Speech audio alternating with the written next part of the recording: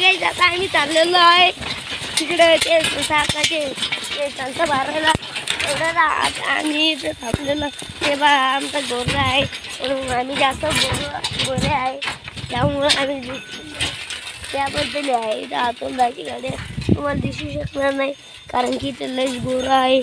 पण मग आता मी भुसावर खोदणार आहे थोडंफार मी भुसाची मजा घेणार आहे.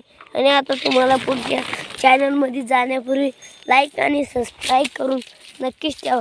हे पहा आता मी भुसावर जातो मस्तपैकी इथे खेळतो यावा भुस नशा तेव्हा माझ्या तोंडावर भूस पडलेला आहे. आता मी थोडा भरलेलो आहे त्यानं आता मी मस्त आता जात आहे. हे पा गौरव आमचा घरी अरे ए पाय ना अवकाश बोलते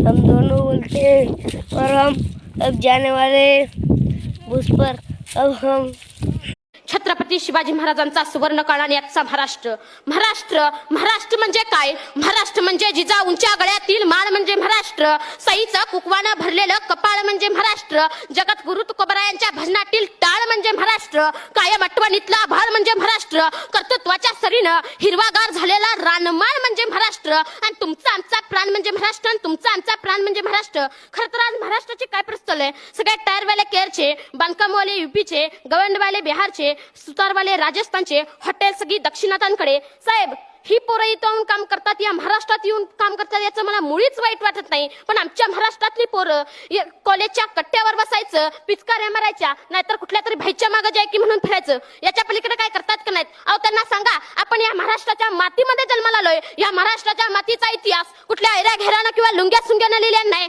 या महाराष्ट्राच्या मातीचा इतिहास लिहिलाय शायरांच्या डाफांनी घोड्याच्या टापांनी ढगाच्या गडगडाटानं डोंगराच्या हिरव्या पिवळ्या शालीनं सह्याद्रीच्या नालीनं सुकानं मरतं म्हणून घोडकिंडीची खिंड करणारा बाजी प्रभू काय मानेवरती तीक्ष्ण डोका असताना देखील बचेंगे तो और भिडेंगे मना दत्ताजी शिंदे काय या महाराष्ट्राच्या मातीसाठी लढणारा तानाजी मालुसरे काय या महाराष्ट्राच्या मातीमध्ये शत्रूला पाण्यामध्ये दिसणारे संताजी धनाजी काय हा तर महाराष्ट्राच्या मातीचा इतिहास आहे.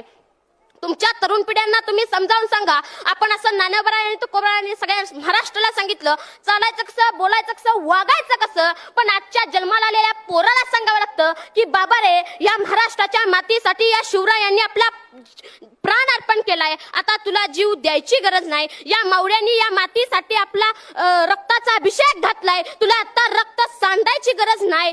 पण या मावळ्यांनी जे बलिदान दिले ती बलिदानाची